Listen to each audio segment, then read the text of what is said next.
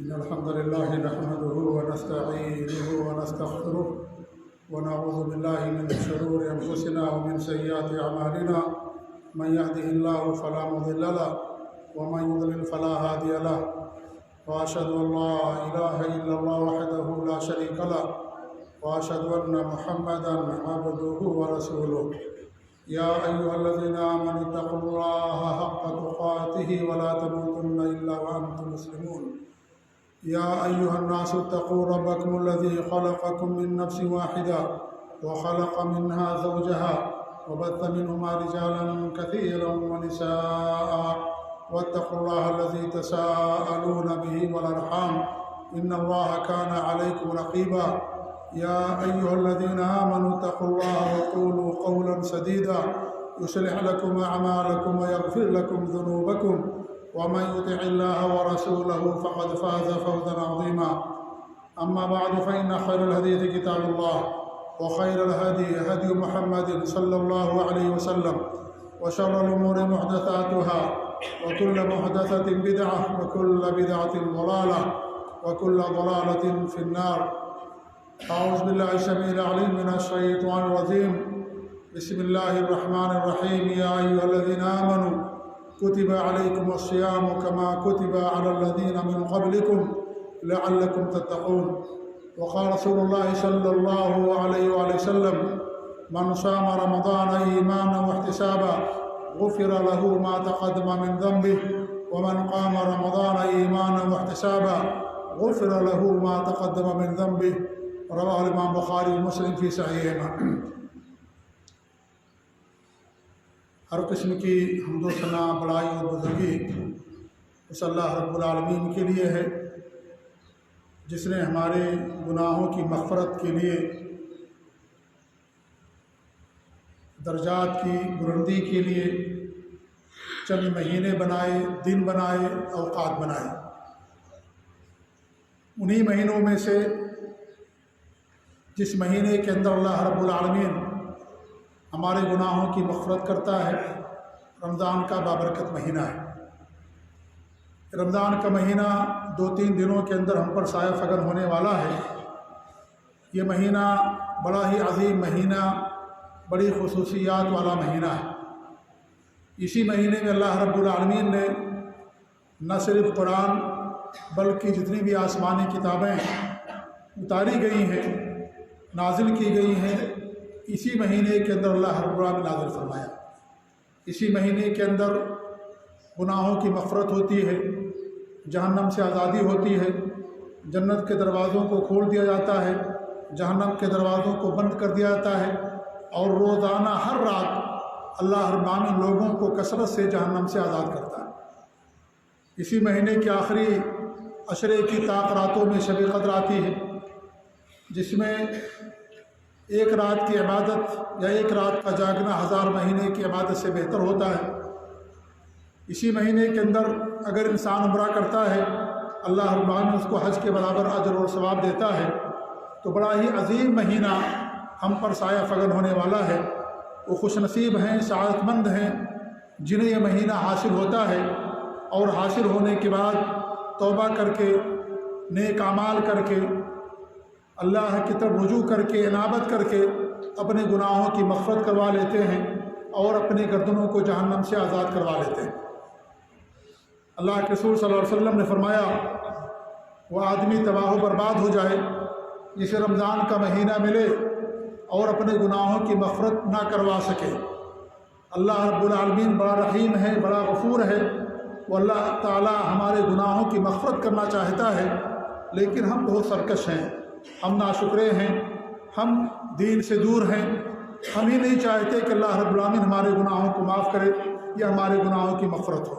اللہ رب العالمین ہمارے گناہوں کی مغفرت کرنا چاہتا ہے. تو بڑا عظیم موسم ہے، نیکیوں کا موسم بہار ہے، نیکیوں کا موسم ہے جو ہم پر 2-3 دنوں کے بعد سایہ فگن ہونے والا ہے.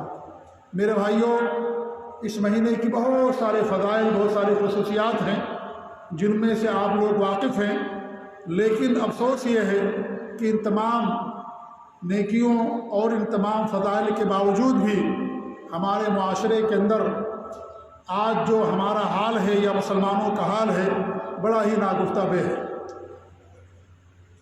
رمضان کا مہینہ جب آتا ہے تو مسلمانوں کی ایک قسم ایسی ہوتی ہے جنہیں ان پر کچھ فرق نہیں پڑتا ہے۔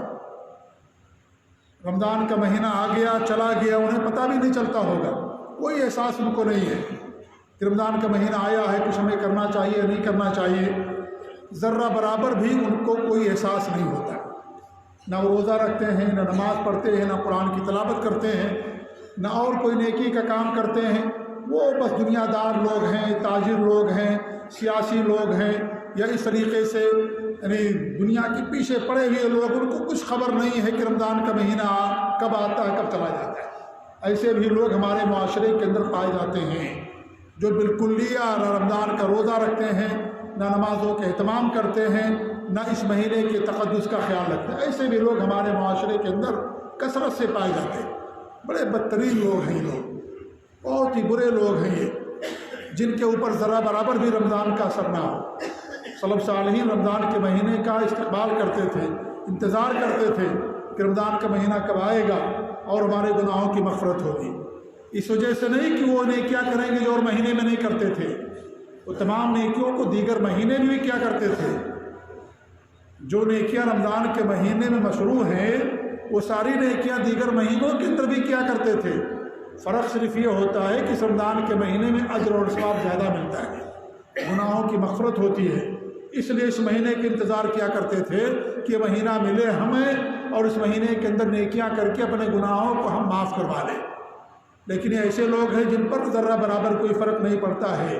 رمضان آیا چلا گیا، کچھ ان پر اس کا اثر نہیں ہوا، نہ زندگی میں کوئی تبدیلی آئی، نہ عمل میں کوئی تبدیلی آئی، نہ دین سے دور ہوئے، نہ اللہ کی طرف رجوع کیا، نہ توبہ کیا، کچھ بھی نہیں کیا۔ انتہائی سرکش لوگ ہیں یہ، شیطان قسم کے لوگ، بلکہ شیطان کے بندے ہیں، اپنے نفس اور خواہشات کے بندے ہیں۔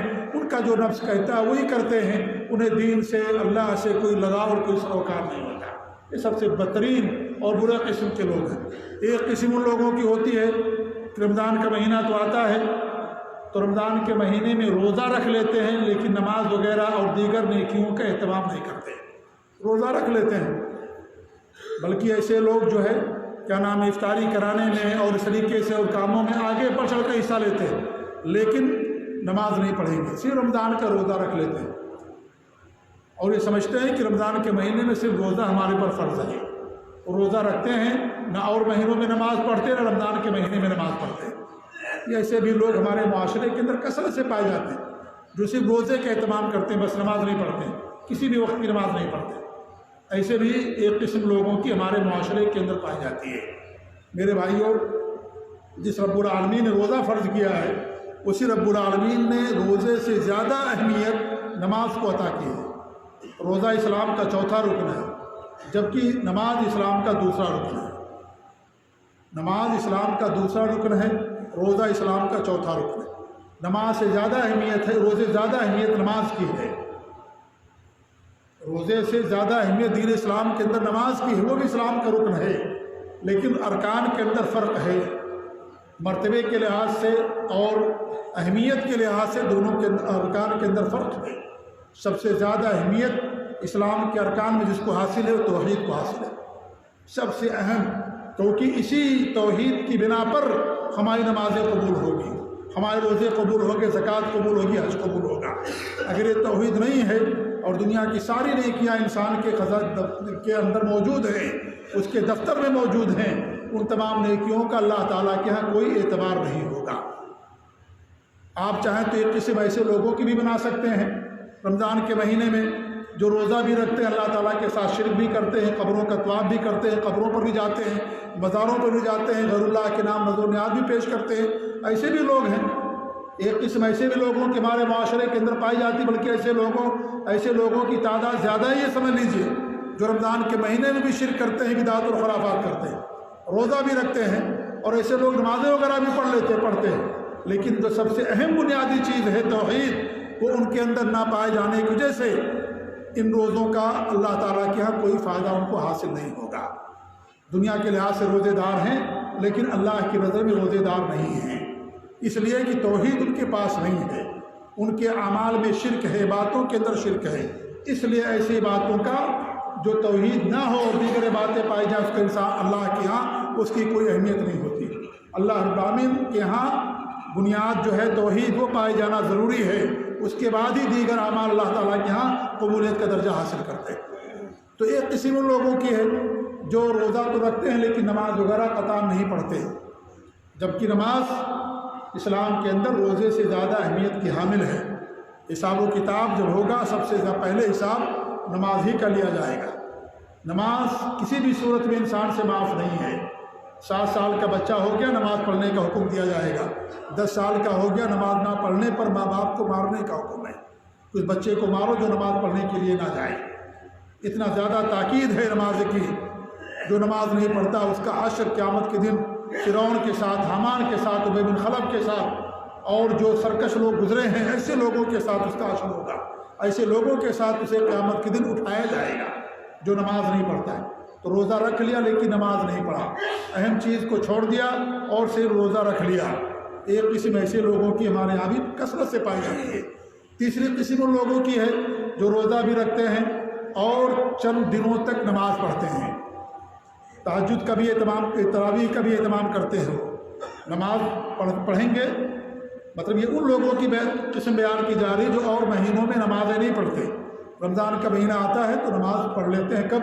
شروع کے دنوں میں 4 دن 5 دن 10 دن پڑھیں گے، تراویح کا بھی اہتمام کریں گے، دھیرے دھیرے اس کے بعد روزہ تو رکھیں گے لیکن نمازیں غائب ہو جاتی ہیں، نماز نہیں پڑھیں گے وہ لوگ، صرف روزہ رکھیں گے بعد میں، شروع میں نماز پڑھتے ہیں۔ ایسے بھی لوگ ہمارے معاشرے کے اندر پائے جاتے ہیں۔ بلکہ تراویح کا ان کے ہاں زیادہ اہتمام ہوتا ہے، اہتمام کریں گے تراویح کا، لیکن جو فرض چیز ہے اس کو لوگ چھوڑ دیتے ہیں، فرض نہیں پڑھتے۔ اور جو تراویح ہے اور اس طریقے جو مصنون چیزیں ہیں، افطاری کرانے میں، افطار کے لیے بھاگ دوڑ کرنے میں سب سے آگے رہیں گے لوگ، لیکن نماز کی پابندی ان کے یہاں نہیں پائی جائے گی، شروع کے دنوں میں رہے گی۔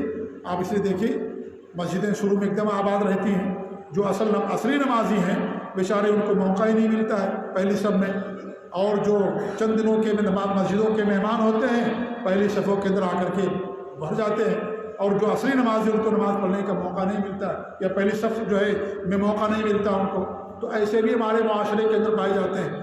میرے بھائیوں کہ اللہ رب العالمین نماز چند دنوں کے لیے فرض کیا ہے، نماز تو اللہ رب العالمین نے ہمیشہ کے لیے فرض کر دیا۔ جب تک انسان کی روح باقی ہے، انسان کے ہوش و حواس باقی ہیں، اس وقت تک نماز انسان کے لیے پڑھنا ضروری ہے۔ روزہ ایسی عبادت ہے کہ اگر آپ نہیں کر سکتے، بوڑھے ہو گئے ہیں، تو روزہ مت رکھیے، ہر دن کے بدلے مسکین کو کھانا کھلا دیجیے۔ آپ بیمار رہتے ہیں، روزہ نہیں رکھ سکتے ہیں، آپ ہر دن کے بدلے مسکین کو کھانا کھلا دیجیے، روزہ آپ سے معاف ہو جائے گا، گویا کہ یعنی جو چیز واجب تھی وہ آپ سے ادا ہو جائے گی۔ لیکن نماز ایسے نہیں ہے، آپ کسی سے نماز نہیں پڑھوا سکتے، نماز کا فدیہ نہیں دے سکتے کہ میں فدیہ دے دوں، میں کفارہ دے دوں، مسکینوں کو کھانا کھلا دوں، نماز ہم سے معاف ہو جائے، ہم بیمار ہیں یا اس طریقے سے بستر پر ہیں، یا ہماری 70 80 90 سال کی عمر ہو گئی ہے، ہم جو ہے روزہ نہ رکھیں اور نماز نہ پڑھ لائیے، لوگوں کو جو ہے ہم کھانا کھلا دیں، فدیہ دے دیں، ایسا نہیں ہے۔ نماز بندے کو خود پڑھنی ہے، نماز انسان چھوڑ نہیں سکتا ہے، جب تک ہوش و حواس باقی ہیں، قائم ہیں، اس وقت تک انسان کو نماز پڑھنا ہے۔ اس میں بھی ایسے لوگ ہیں جو فجر کی نماز میں غائب رہتے ہیں، سحری کر لیں گے کب؟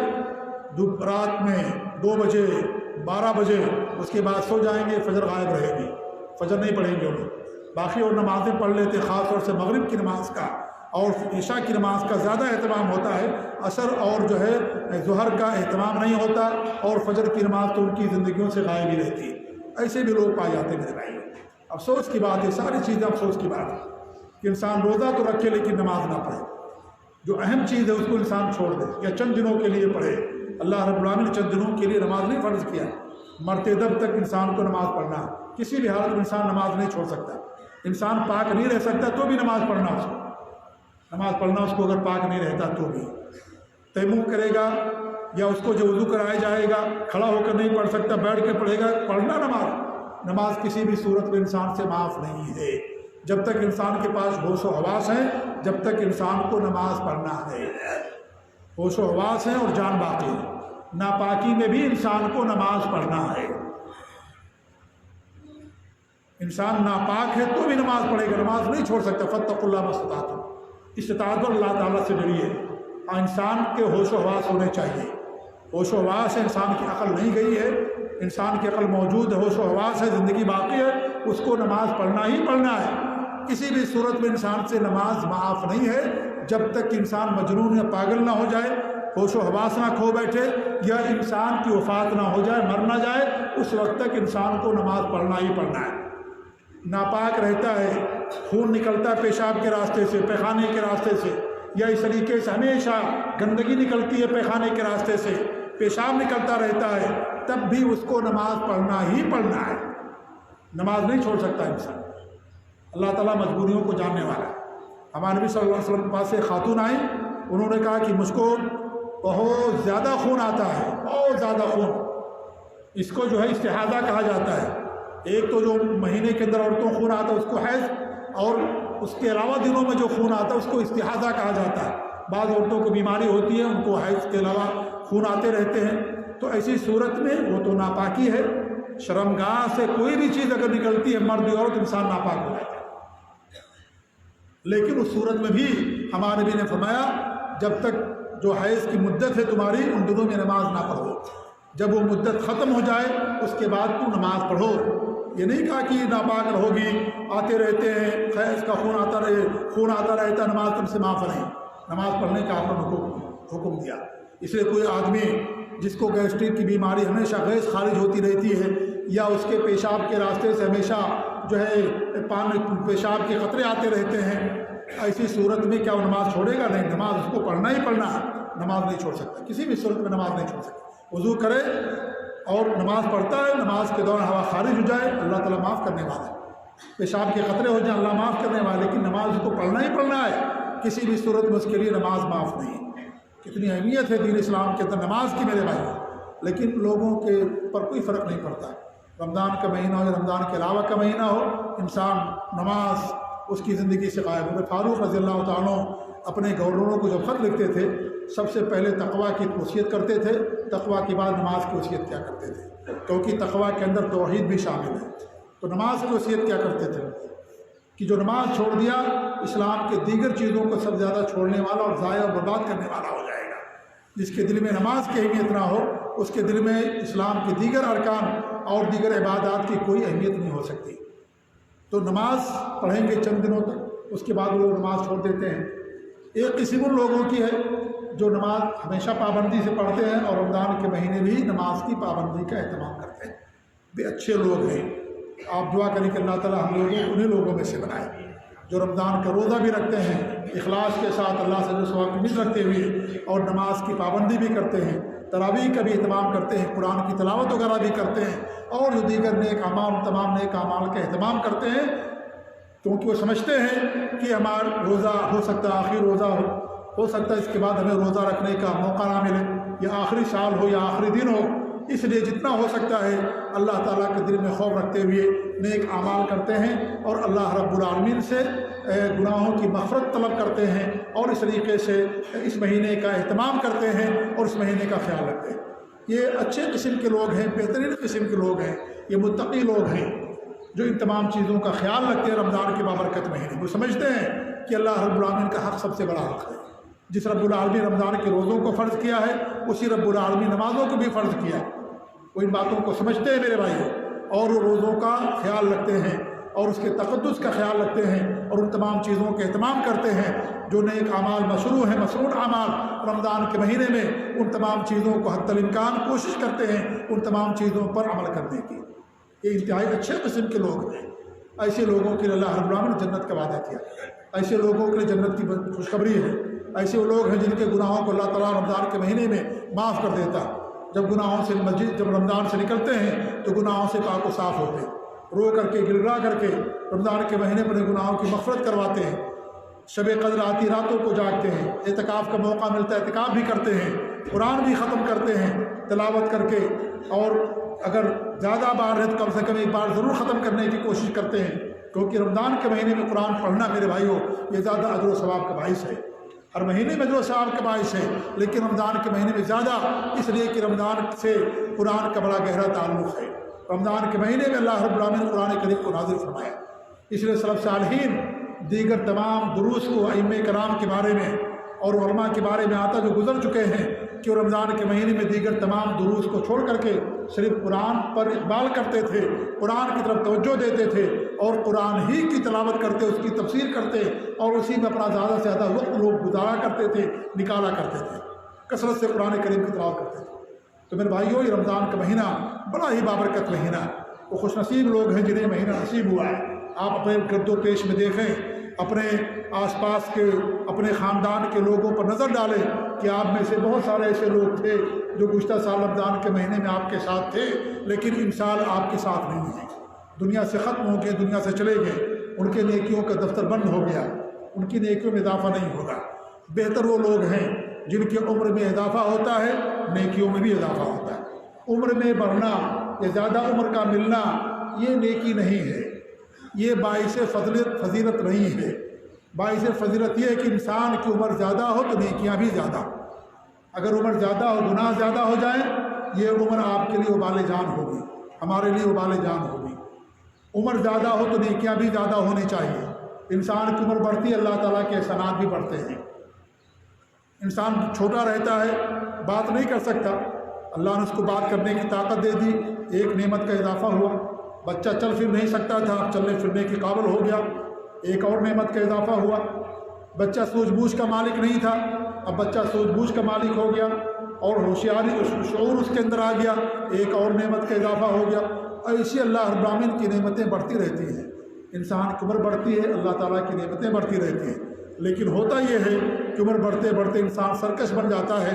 بجائے اس کے کہ ہماری نیکیوں کے اندر اضافہ ہو، ہم زیادہ اللہ تعالیٰ کے قریب آئیں، ہم انسان اللہ سے اور دور ہوتا چلا جاتا ہے۔ جوانی ملتی ہے، اس جوانی کے نشے میں اللہ تعالیٰ کو بھول جاتا ہے۔ اسی اللہ کے رسول نے فرمایا، وہ جوان جس کی پرورش اسلام کے اوپر ہوتی ہے اور اسلام میں پڑھتا بڑھتا ہے، اسے جوان کے لیے ہمارے نبی صلی اللہ علیہ وسلم نے بشارت دی ہے کہ قیامت کے دن اللہ رب العالمین اپنے عرش کے سائے میں سے جگہ دے گا۔ وشاب نشا فی عبادت اللہ، ایسا نوجوان جو اللہ کی عبادت میں جس کی پرورش ہوتی ہے، قیامت کے دن عرش کے سائے میں سے جگہ نصیب ہوگی۔ کیونکہ جوانی کا مرحلہ بہت ہی خطرناک مرحلہ ہوتا ہے، بہت بڑی آزمائش ہوتی ہے ایک نوجوان کے لیے، اللہ کی طرف سے بڑی آزمائش ہوتی ہے۔ وہ کس راستے کو منتخب کرتا ہے، یہی اس کے لیے سب سے بڑا مرحلہ ہوتا ہے۔ اور نوجوانی میں انسان اگر ثابت قدم رہ گیا میرے بھائیوں، تو انسان کے لیے نجات یقینی بن جاتی ہے۔ اگر انسان جوانی میں اپنے آپ کو ثابت قدم رکھ لے، وہ شاب النشا فی عبادت اللہ، جو اللہ تعالیٰ کی عبادت میں جس کی پرورش ہوتی ہے۔ یہ مہینہ ہمیں اللہ رب العالمین عطا فرمانے والا ہے۔ ہم اللہ تعالیٰ سے دعا بھی کریں کہ اللہ رب العالمین ہمیں اس مہینے کو نصیب فرمائے اور اس مہینے میں کثرت سے نیک اعمال کرنے کی توفیق دے۔ قبل اس کے کہ بات ختم ہو جائے، وہ ختم ہو جائے، ایک بات کی طرف توجہ میں دلانا چاہوں گا آپ لوگوں کی، اور وہ یہ ہے کہ میرے بھائیوں، رمضان کا مہینہ ہو یا کوئی بھی مہینہ ہو، ہر مہینے میں انسان کو سنت پر قائم رہنا چاہیے، انسان کو بدعات اور خرافات سے، شرک سے دوری اختیار کرنا چاہیے۔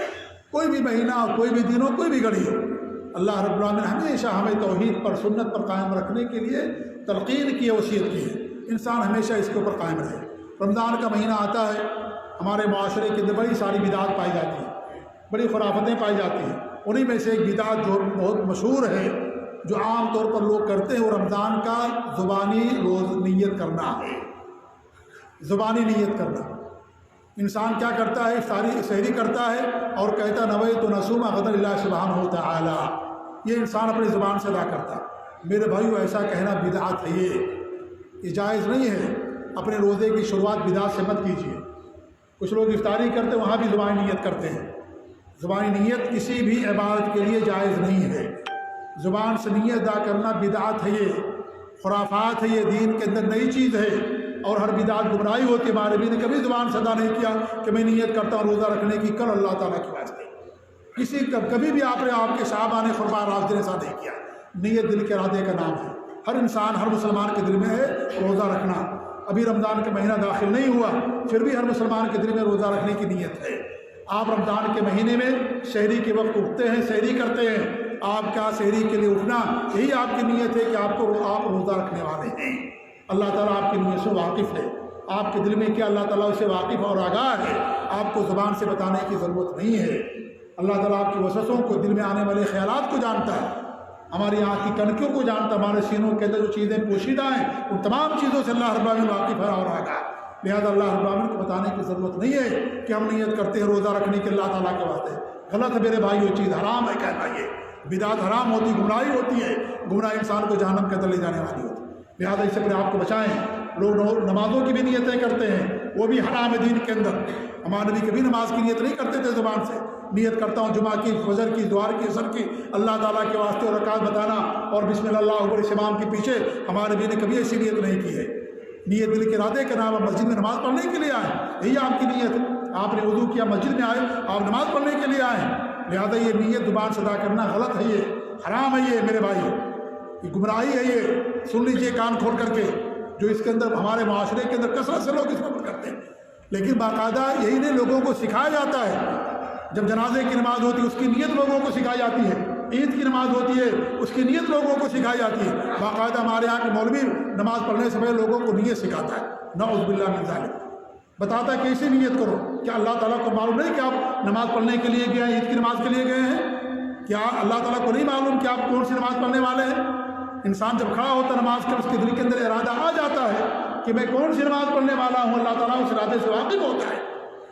کوئی بھی کام انسان نیت دل میں آنے سے پہلے نہیں کر سکتا، نیت دل کے ارادے کو کہا جاتا ہے، اس لیے اس کا کرنا غلط ہے میرے بھائی، حرام ہے یہ۔ اور آپ دنیا کے اندر بہت سارے ایسے نہیں کیا کرتے جس کے لیے زبان سے نیت نہیں ادا کرتے۔ آپ خطبہ سن رہے ہیں، خطبہ سننا ثواب کا کام ہے، کہ آپ نے نیت کیا تھا کہ میں نیت کرتا ہوں آج خطبہ سنوں گا اس مسجد کے اندر فلاں صاحب سے؟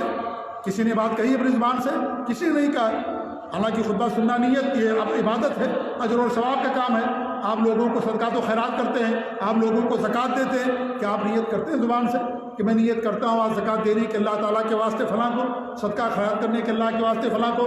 آپ کسی کو افطار کراتے ہیں، کیا زبان سے نیت ادا کرتے ہیں کہ میں نیت کرتا ہوں لوگوں کو افطار کرانے کے اللہ تعالیٰ کے واسطے؟ نہیں کوئی کہتا، سب کو معلوم ہے کہ اللہ تعالیٰ نے حکم دیا، ہم کرتے ہیں، اللہ تعالیٰ جاننے والا ہے۔ لہذا نیت دل کے ارادے کا نام ہے میرے بھائیو، اس لیے زبان سے نیت ادا کرنا غلط ہے۔ اور ایک غلط فہمی میں دور کر دوں، وہ غلط فہمی لوگ یہ سمجھتے ہیں کہ ہمارے نبی نے جب حج کیا تو زبان سے نیت ادا کیا، یا عمرے میں اندر زبان سے نیت ادا کی جاتی ہے۔ میرے بھائیو، کسی بھی بات کے اندر زبان سے نیت ادا نہیں کی جاتی ہے۔ یا لبیک اللہم عمرۃ جو آپ کہتے ہیں، یا لبیک اللہم حجن جو کہتے ہیں، نیت نہیں ہے یہ۔ آپ کی نیت تو یہیں سے رہتی جانے کی، آپ جاتے ہیں پہلے ٹکٹ خریدتے ہیں، اس کے بعد آپ جاتے ہیں طائف پہنچتے ہیں، وہاں جا کر کے غسل کر کے سلے ہوئے کپڑے اتار کر 2 سفید چادر پہن کر کے لبیک اللہم عمرۃ جو کہتے ہیں، یہ نیت نہیں ہے۔ یہ لبیک اللہم عمرۃ عمرے کی عبادت میں داخل ہونے کا ذکر ہے، داخل ہونے کا ذکر ہے عمرے میں۔ نیت تو آپ کے یہیں سے رہتی ہے، جبیل سے یا اپنے شہر سے جہاں سے بھی انسان عمرہ کرنے کے لیے جاتا ہے، بلکہ پہلے سے نیت ہو جاتی ہے۔ حج کے لیے لوگوں نے بھی سے فارم بھرنا شروع کر دیا اور جو ہے پیسہ جمع کرنا شروع کر دیا۔ کیا بغیر نیت کے ساری چیزیں ہو رہی ہیں؟ سب کی نیت ہے عمرہ کرنے کی، حج کرنے کی، جن لوگوں نے فارم بھرا، پیسہ جمع کیا، لیکن حج کی عبادت میں کب داخل ہوں گے؟ جب وہ میقات میں پہنچ کر کے سلے ہوئے کپڑے اتار کر کے لبیک اللہم عمرۃ کہیں گے، عمرے میں داخل ہوں گے۔ جیسے آپ مسجد میں آئے نماز پڑھنے کی نیت سے، لیکن جب تک اللہ اکبر نہیں کہیں گے نماز میں داخل نہیں ہوں گے۔ اللہ اکبر آپ نے کہا، نماز میں داخل ہو گئے۔ ایسی لبیک اللہم عمرۃ کہا آپ نے، عمرے کی عبادت میں داخل ہو گئے میقات پر پہنچ کر کے۔ اب آپ پر پابندیاں عائد ہو جائیں گی، اب آپ ناخن نہیں کاٹ سکتے، بال نہیں کاٹ سکتے، چہرہ نہیں ڈال سکتے، سر نہیں ڈال سکتے، خوشبو نہیں لگا سکتے۔ جیسی نماز میں آپ نے کہا اللہ اکبر، اب آپ بات چیت نہیں کر سکتے، کھا پی نہیں سکتے، چل پھر نہیں سکتے، یہ ساری چیزیں آپ کے اوپر حرام ہو گئی۔ اسے اس کو تکبیر تحریمہ کہا جاتا ہے۔ پہلی تکبیر تحریمہ حرام کر دینے والی چیز کون سی چیز اس نے حرام کیا آپ کے اوپر؟ کھانا پینا حرام کر دیا۔ جو چیز پہلے حلال تھی وہ چیز اس نے کچھ چیزوں کو آپ پر حرام کر دیا، اس لیے اس کو تکبیر تحریمہ کہا جاتا ہے۔ کھانا پینا حرام نماز میں، بات چیت کرنا حرام، چلنا پھرنا حرام، ٹیلی فون سے جواب دینا حرام، ساری چیزیں حرام ہوگی جو پہلے آپ کے لیے حلال تھی۔ تو ایسے ہی لبیک اللہم عمرۃ جب آپ کہتے ہیں تو آپ کے اوپر اب کچھ چیزیں حرام ہو جاتی ہیں۔ تو یہ عمرے میں داخل ہونے کی دعا، یہ عمرے میں داخل ہونے کا ذکر ہے، یہ نیت نہیں ہے۔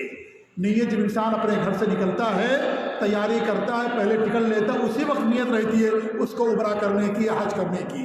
نیت دل کے ارادے کے نام۔ لوگوں کو یہیں سے غلط فہمی ہوئی کہ ہمارے بھی لبیک اللہم عمرۃ کہا، لہذا ہم یہ نیت ہے، لہذا ہم نیت کریں گے۔ نماز کی نیت بنا دیا، روزے کی نیت بنا دیا، جبکہ اور چیزوں کے اعمال میں انسان زبان سے نہیں کہتا ہے، تو میرے بھائی اپنی عبادتوں کو اور اپنے نیک اعمال کو بدعات سے محفوظ کیجیے۔ بدعتیں گمراہی ہوتی ہیں، گمراہی انسان کو جہنم کے اندر لے جانے والی ہوتی ہیں۔ آپ کا سحری کرنا ہی آپ کے لیے نیت ہے کہ آپ روزہ رکھنا چاہتے ہیں، اس کو زبان سے کہنا، یہ دین کے اندر نئی چیز۔ اللہ تعالیٰ ہمیں ہر طرح کی بدعات اور خرافات سے محفوظ رکھے۔ اللہ رب العالمین ہم کو نبی کی سنت پر قائم رکھے، آمین۔ بارک اللہ علیہ ولکم فی القرآن العظیم ونفعني وإياكم بالآيات والذکر الحکیم، انہ تعالی جواد الکریم ملک بر رؤوف رحیم۔